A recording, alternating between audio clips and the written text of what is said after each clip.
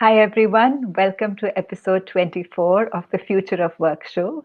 For those of you who've been following us through this year from June onwards, we've had so many conversations with amazing academics and practitioners from all over the world around what the future is going to look like and what are the trends that you and I should be concerned about because they're going to impact all our futures. For the past month or so, we've had a spotlight on HR, and we began with conversations around the future of human resources, moved on to a conversation around the future of performance management. And today, in my conversation with Rahul Verma, who is the Senior Managing Director of Accenture, we're going to continue that conversation on what the future of performance management looks like, seen through the lens of Accenture's own experience.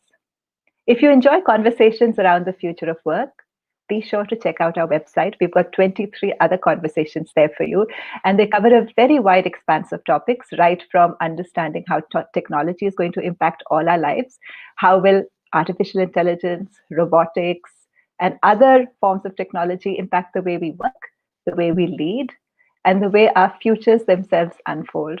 So be sure to check out that series. And now for the topic of today.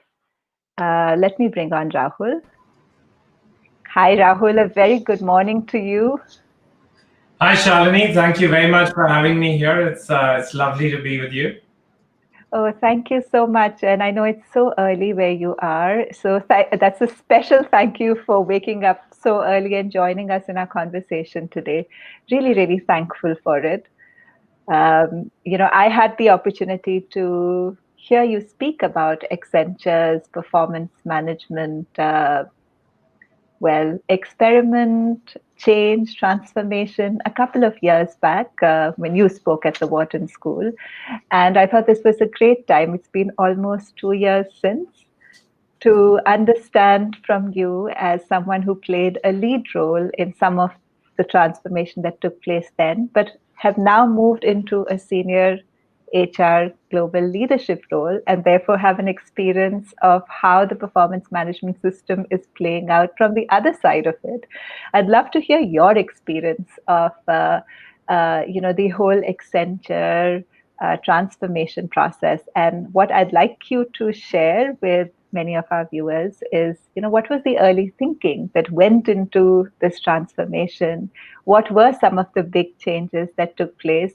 And whether they actually panned out the way you'd expected, or were there surprises, and what you have learned since? Oh, that's a lot. Maybe that's a lot of questions I just realized. Well, Shalini, fantastic to talk to you about this. This is a huge topic. It's central not just to human resources practitioners, but it's central to anybody that works in an organizational or a team setting or an institutional setting, whichever way humans gather for the pursuit of work. This is a very central conversation. So let me just share a little bit about how we got going on this. And it was about 5 years ago when our then CEO and Chairman Pierre Nanterme and our Chief Leadership and HR Officer Ellen Shook asked me to take a look at the future of performance management. And this was shortly after Ellen had taken on her role as our CHRO. And one of the things we did very early on was just a big learning, just a listening exercise around the world, just to hear what was really on the minds of people. And one of the things that just came back in a resounding way around the world was that people had tremendous angst about performance management. It just came through, the rank and file, and regardless of culture or location or anything. And so that's when Ellen and Pierre asked me to start to think about, well, what could this look like? And it was also the time when a number of organizations were going at it. So this is about 5 years ago, to 2015. And as people were looking into this, we were seeing companies do different kinds of experiments. And so the most popular experiments were, well, let's just get rid of ratings. And one of the big questions that I started to focus on is, well, what is, in a sense, the purpose of performance management? Why does this matter? What are we focused on to really solve? And there were two ways of going about it. One was, well, let's fix what might be broken. And to do that, we would have looked at a performance management, 2.0, 3.0, whatever you call it. But as we kind of started our research, we called it a research sprint. So we said we're going to give ourselves 60 days to uncover universal truths that will inform the way we go. And so when we did that, we focused on a different question. And we said, well, managing performance is actually uninteresting to us. What we should really focus on is achieving performance at the individual level and collective level. And so when we did our research, we actually looked at organizations that had outperformed their industry over an extended period of time, 5 or 10 years, even predating the global financial crisis at that time.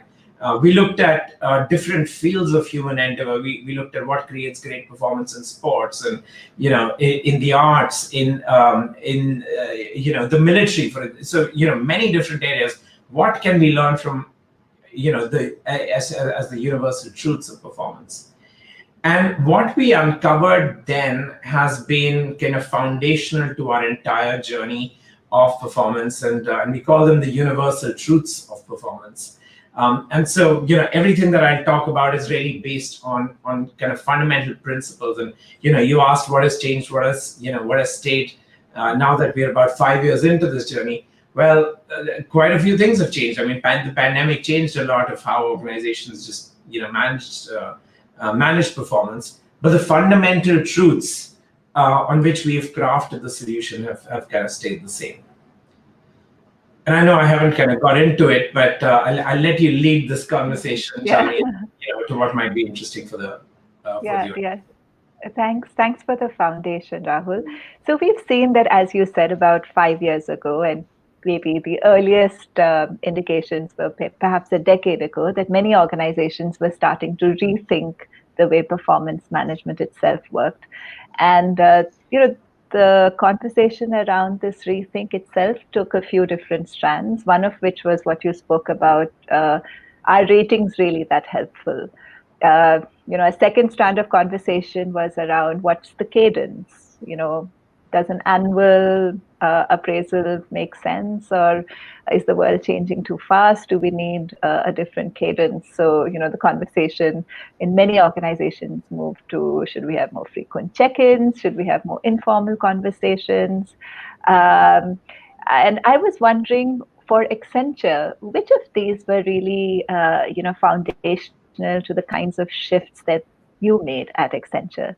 A third strand was, of course, the whole conversation around relative versus absolute performance. So, bell curve, no bell curve. And we saw after, I think, 20 years where the bell curve sort of ruled the conversation in performance management, starting about 5 or 7 years ago, it fell out of favor. So I was wondering, for Accenture, which were the big strands that you chose to focus on?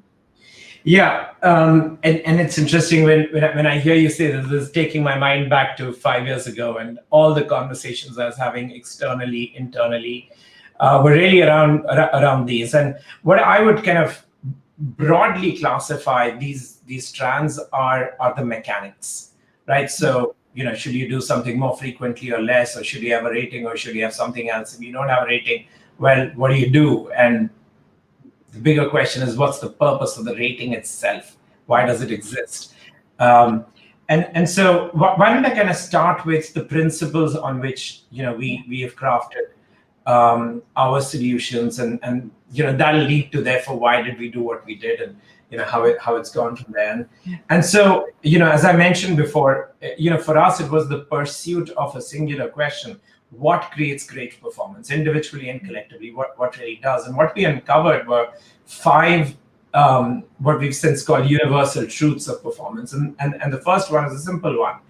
Great performance happens when people do what they're great at and what they love to do, meaning that they bring their strengths and their passion, and they have the opportunity to apply that in their day-to-day work. Second, performance is certainly not in my company, and I would imagine many organizations, it's really not an individual sport.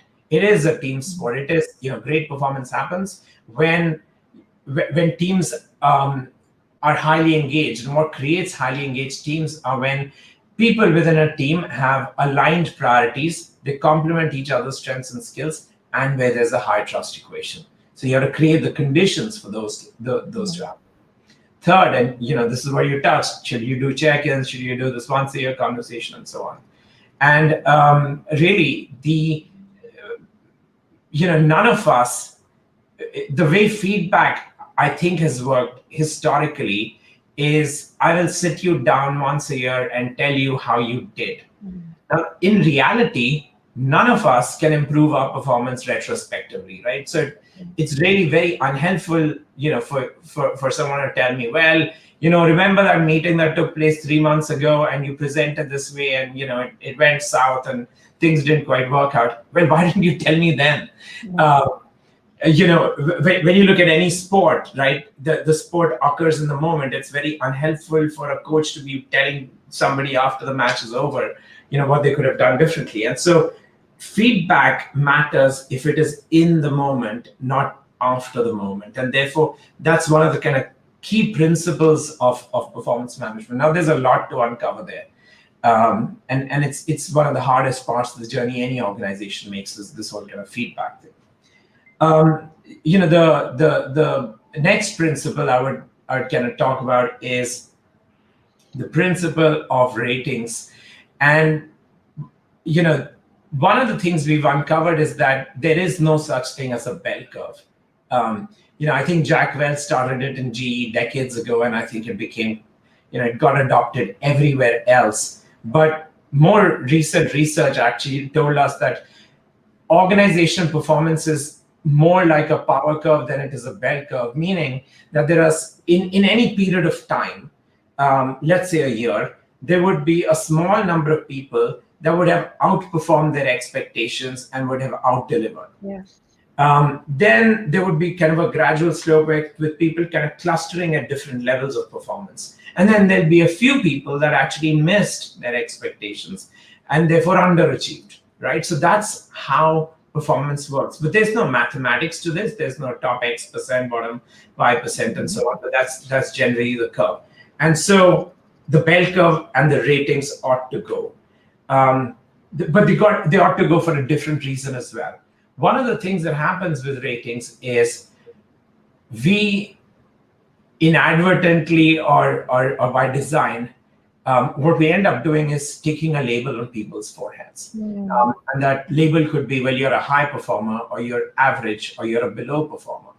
And then that label takes a life of its own. That becomes identity. So if I'm a high performer this year, and you told me I'm a high performer this year, it's very hard for you to tell me next year that I'm not one, right? So there'll be a halo effect that'll just kind of carry through. And then if I'm a low performer, I might have been a low performer in a certain circumstance, or in a certain environment or a context, etc. But I'm left with that label, and it's going to stay with me, and it's going to impact not just my present but my future as well. And so, with great joy, one of the things that I had to get rid of was ratings and these labels. And so that brings me to the last principle, which is, well, so if it's not ratings, what is it? And we call them talent actions. So talent actions, going back to what creates great performance, it is not these labels, it's not these ratings, but it is forward-looking actions for people to grow. And so broadly, there could be, 4 different kinds of actions that are kind of mutually exclusive but collectively exhaustive. So, if somebody is outperforming at their role, the action for them is to get promoted or to take on a bigger role. If someone, and this could apply to many people, are doing very, very well at what they're doing, they still have to gain a few more skills or apply the skills in a different context. Well, then the action is to find those different projects or roles where they can continue to grow and learn. A third one would be that you come across people that might not have, might not be performing to their potential, but they've had a history of doing so. Well, that begets the question, well, what could create, what is coming in the way, what could create great performance? And you might learn that, somebody is not really applying their strengths or have the opportunity to apply their passions, or they may have been doing something far too long and are getting stale at what they're doing. There's no fresh thinking. But then the action is for them to change their role. And then the final action is, and this is a crucial one and very hard one for most organizations, including ours, which is those people that do not have the right characteristics to succeed, not the right mindset, not the right skill set, not the right drive and focus. And the action for them would be to transition to a different organization where they can fulfill their potential. And so each of these actions, these are forward-looking actions, and they get specific and hyper-personalized to every person.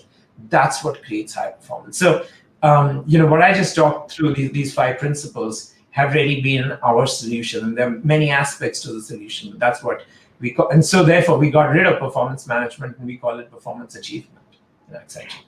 Rahul, I really like the fact that you define the question fairly sharply, that how do we create great performance? And all that you spoke about, the research you did around, what does it take to help people be better at what they do, and, looking at sports and other fields as well. So I want to ask you, did you sense that there would be a tension between the kind of performance management or achievement, in your case, performance achievement practices that build great performance, and the kind of practices you need for things like rewards and compensation, where there's a more fixed buy?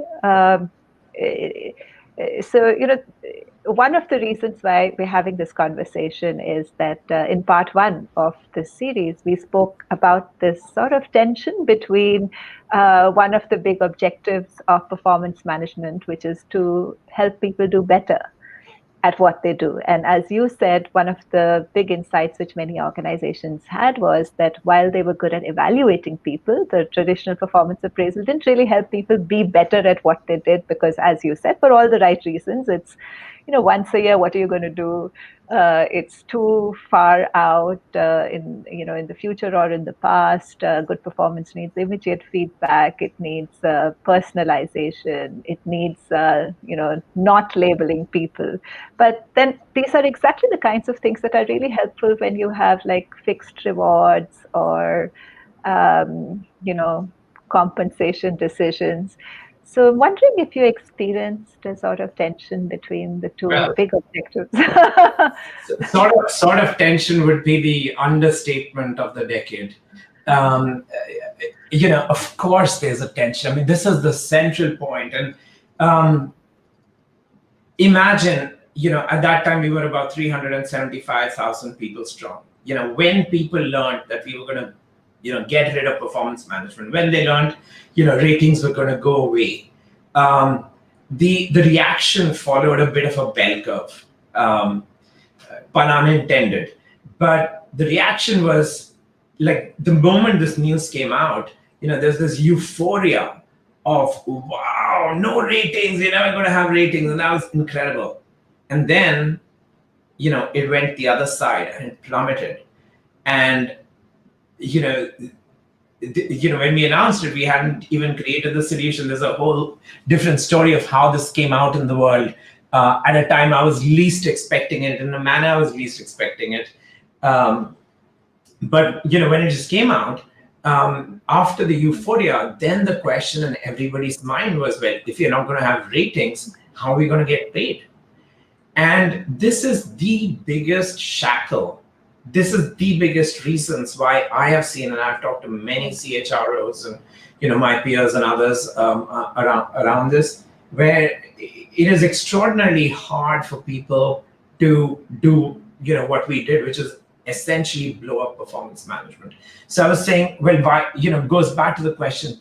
If you want to be in the business of achieving performance, you can't live with your existing performance management system. Why do I say that? Because every time the question comes back to the central one of, well, what about ratings? If we don't have ratings, how will we pay our people? And I remember, this was before I moved to New York. As we were doing our research, we were holed up in a tiny conference room in the Manhattan office over here. And after all the research was pointing us to where we had to go, we literally found ourselves handcuffed because we couldn't get there, because we couldn't figure out an alternative to the rating. And so I remember actually drawing a picture of a dog on the whiteboard.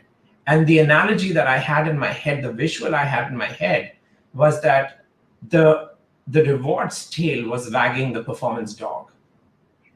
And so what if you were to delink the two? What if you were to snip the rewards from from performance? What might it look like?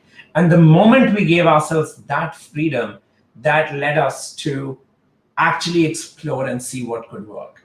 And so what is it? Well, so rewards decisions are actually far less complicated than we think they are.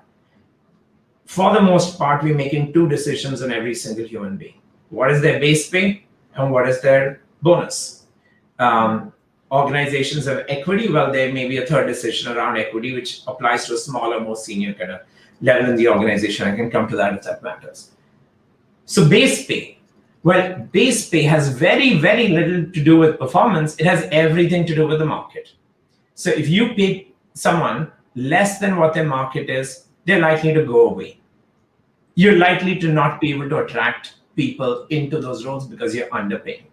And so there's enough and more intelligence that we can gather about what the right base pay ought to be for different kinds of roles, for different kinds of levels across the organization, across countries, everywhere.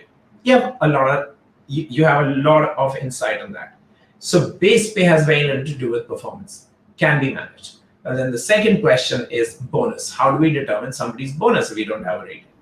Well, that's where you go back to Josh Berson's discovery of the power curve, which is small number of people making a disproportionate impact, clusters of people, around different levels of performance, few people that miss their impact. So how should you be thinking of bonus? Well, those people that have outperformed their expectations, and the results can be measured n number of ways, sales, revenues, and there's just n number of ways, whatever industry you're in. Well, those that did it for this period of time ought to be given a disproportionate amount of bonus. You ought not to stick a label on their head to say, you outperformed. It's just that the conditions were optimal for you to really outperform whatever was expected of you, and therefore you ought to get a disproportionate amount of the bonus. At different levels of performance, you apply human judgment and say, well, based on the different levels of performance, you would have different levels of bonus. And then there are people that miss their expectation. Well, if you missed your expectation, you ought not to get a bonus, because then it would be a gift. So when you come at it with objectivity and clarity, you remove this, sticking of labels on people's foreheads, then these decisions become much easier to make. And we've been doing them for 5 years now. So, anybody that says, well, it can't work, it has. And, and the last thing I would say is, this is not about something that you can actually put on a PowerPoint and put a flow diagram and say, this is how performance management works. One of the big realizations I had was that what I'm just talking about here is undoing decades of wiring in our own brains. You and I went to the same school, but regardless, we grow up from a very early stage being graded and having our identities associated with grade. And that grade then determines where we go to next and what we do next and so on. And so when you say we're not going to have ratings, it's a very fundamental rewiring of the brain. If not rating, then, what is my identity? How will I progress and so on? And so you have to, this is about, it gets to practicing, those behaviors and those practices individually and collectively. And over time, we get good at this, and over time this becomes the norm. That's beautiful, Rahul. I love the emphasis you had on the rewiring the moment you remove labels, and you look at performance in a period without labeling. It's a beautiful philosophy for me. I think I can just about imagine how difficult it would be to implement in practice, because, as you said, it was against the way we have operated since we were in school.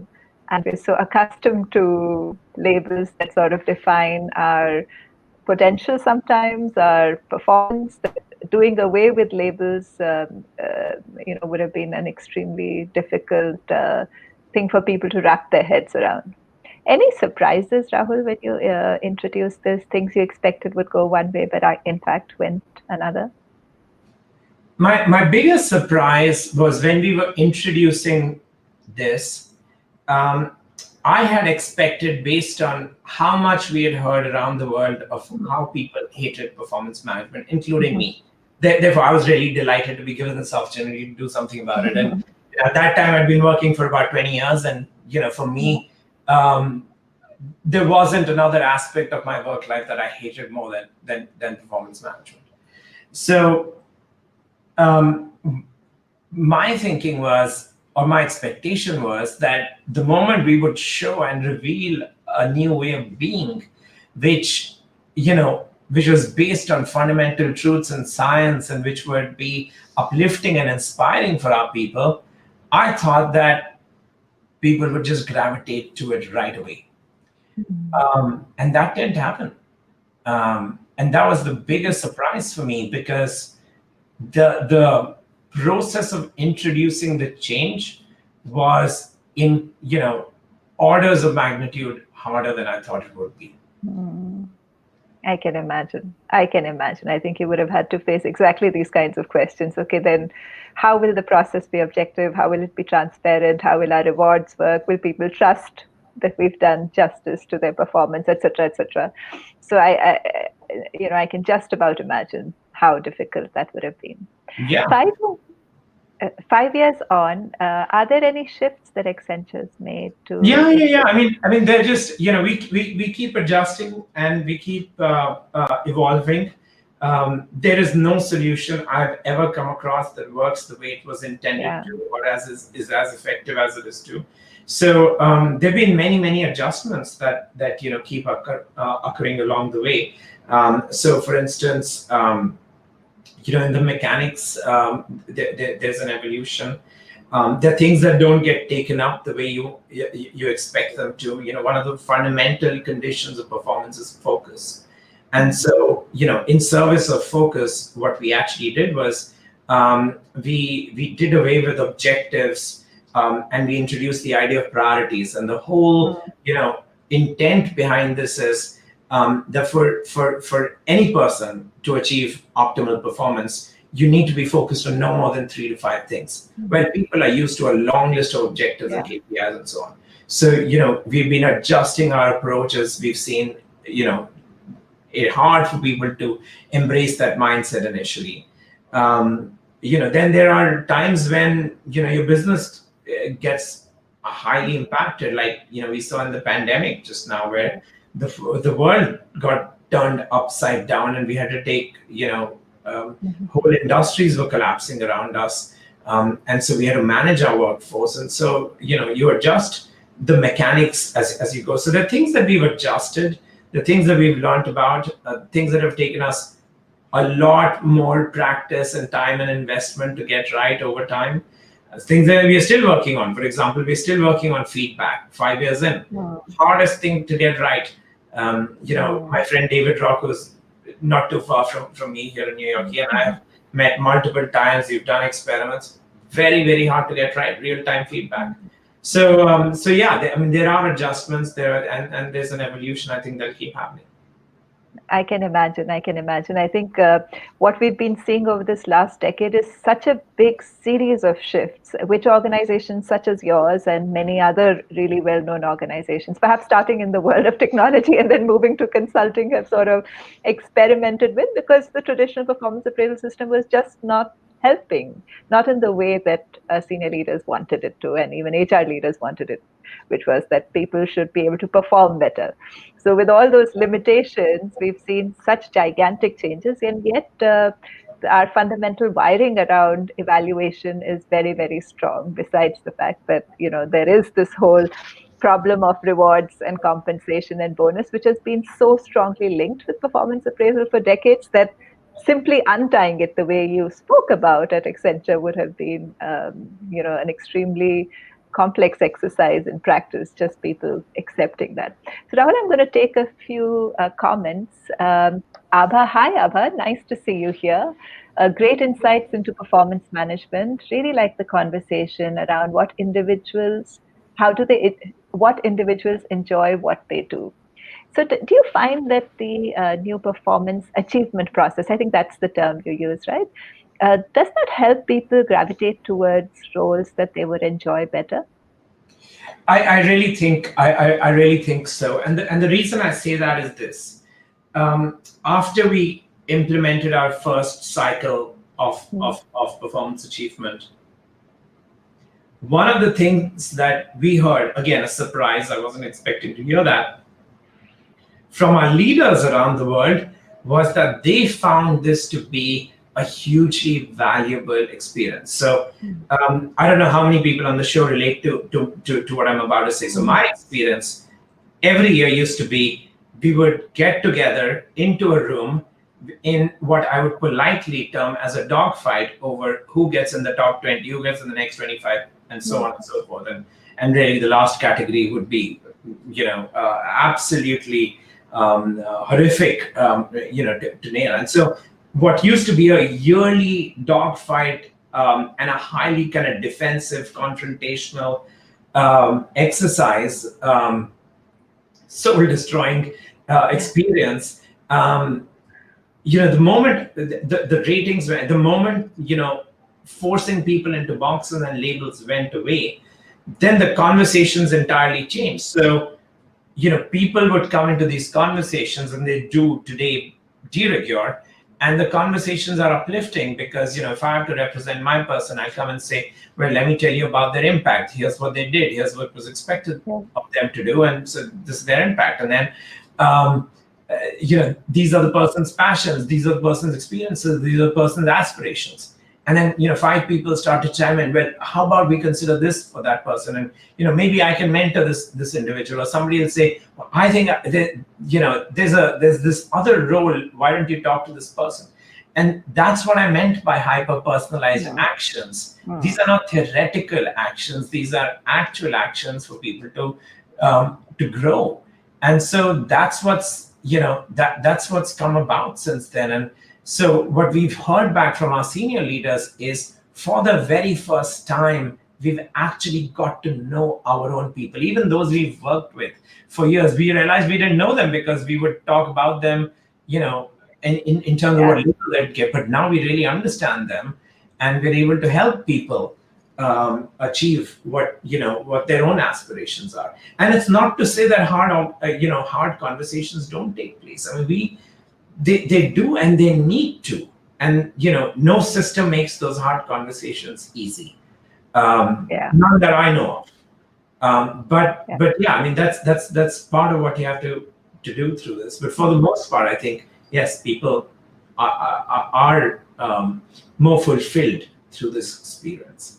Very nice to hear you say that, Rahul, because there is this whole conversation around personalization of employee experience, not treating people simply as numbers, but as the whole individuals that they are, and using technology to give us enough data points to enable us to do that in a manner that is helpful for everyone. So really happy to hear you share your experience of how this worked out in practice at Accenture. HP, nice conversation. Thanks, HP, for joining. Shabnam, forward-looking actions, great concept in performance management. Vikesh, hi Vikesh. Thanks, Shalini, interesting conversation. Thanks, Papia. How do you take care of skills and development in performance management? And I guess that will be the last question we'll be able to take. So I know you have to rush to another meeting. Yeah, long and really critical topic. So I'll give the very short version to this. Performance and learning are two sides of the same coin. This is something that I think I've had a deep belief around, and our organization has a deep belief around. So how do we take care of skills?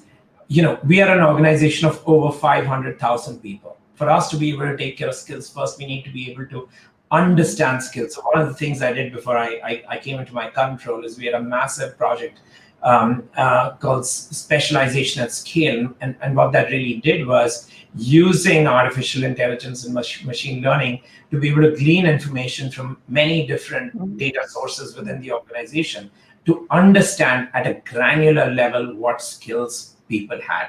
Now that's fundamental because, one of the things probably the pandemic has accelerated most starkly is the digital transformation of organizations and the movement to cloud and so on. And I think what would have happened perhaps over a decade is going to happen over 2 years, which means people's jobs are going to radically change. People's, organizations' focus are going to radically change, which means people need new skills and they need to be constantly learning where they do. So how do you guide them to the right skills? How do you guide them to the right learning? Well, you need to have a strong understanding of that. And then when you have discussions about people, the actions of what they need to learn, and learning is not just going and taking online classes, or learning is part of that happens. You get awareness through learning, through a medium, but then you have to practice learning to get good at what you do. You have to go from awareness to being a practitioner, to being an expert, to being a guru. That's a long journey. And so one of the things we do de rigueur over the years is, we have more than $1 billion that we invest in learning of our people. And good times, bad times, hard times is just a continuous focus. And so I guess the short answer therefore is, first of all, you got to really understand the skills of your people. Two, performance discussions have to focus on what people have and what they need. And then you have to have the investments, the infrastructure, the capabilities to be able to pivot your people to where they have to go through learning, through on-the-job, training and work and so on, and through different experiences. Lovely answer, Rahul. So, one of the things, there are 2 or 3 big points I'm taking away from our conversation as we come to the end of this. One, the fact that, a lot of the driver of the change which Accenture rolled out, and perhaps many other like-minded organizations have rolled out, has been around the question of what is it that we can do to aid performance. So in the sense, the question itself has been different from the primary question which has driven performance management in the past, which has been how do we allocate rewards. So that's the first point.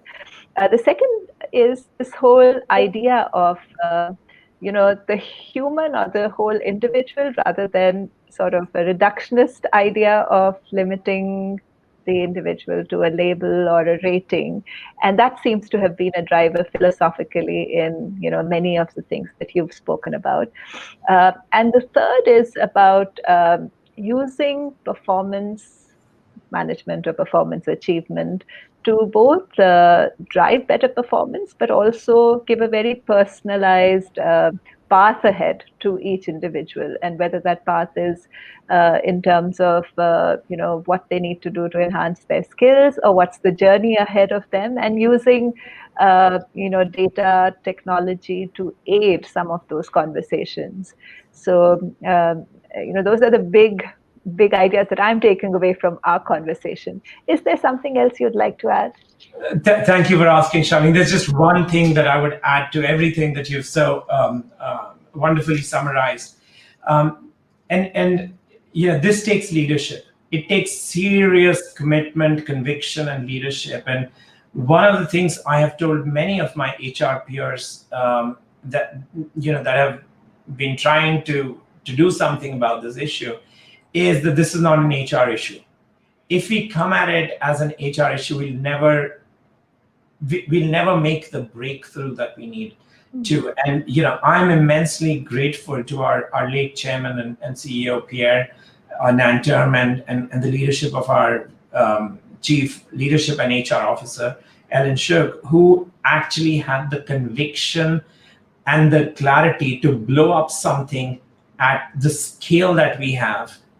For a $40 billion enterprise with very, very large number of people. This takes leadership. It takes, because like I said, you can't tinker with it at the edges. If you have to do something, it is so fundamental, it's so revolutionary that that it takes leadership. And so therefore, if anybody's kind of contemplating these things, I would say start with the business end of this and really understand how, what is the appetite to unlock great business performance.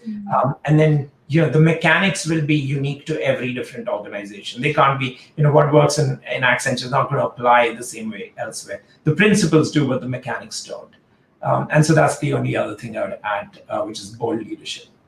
Oh, that's lovely, because that makes perfect sense. I mean, performance management has been such a backbone of all HR and organizational systems that, and as you said, it's not something that you can tinker around at the edges. The kind of transformation that, you've been speaking about, and which perhaps many organizations are contemplating, if they haven't already progressed along that, are so fundamental that they really get to the root of, what are we here for? What are we having these conversations for? Is there a shift in the way we look at people? Is there a shift in the way we think about them? So they are fundamentally transformative, both in their intent and their outcome. So I realize we're at the end of our time, Rahul. Thank you so much. This was really, really helpful. I hope for anyone who's listening to us, if you enjoyed our conversation, check out Uncube's website. We have 23 other such conversations, including the part one to this conversation today, the Performance Management Revolution, where we've interviewed Professor Anna Tavis of NYU. With that, we come to an end of our conversation today, and this was the last conversation of 2020. Join us in 2021, actually Jan 21st, 2021, with Professor Mauro Guillen, who has written the book 2030, a professor at Wharton, and he's going to speak about his understanding of how the future is going to unfold for all of us. So with that, thank you so much for joining us. Do keep listening to our conversation and have a wonderful new year. See you all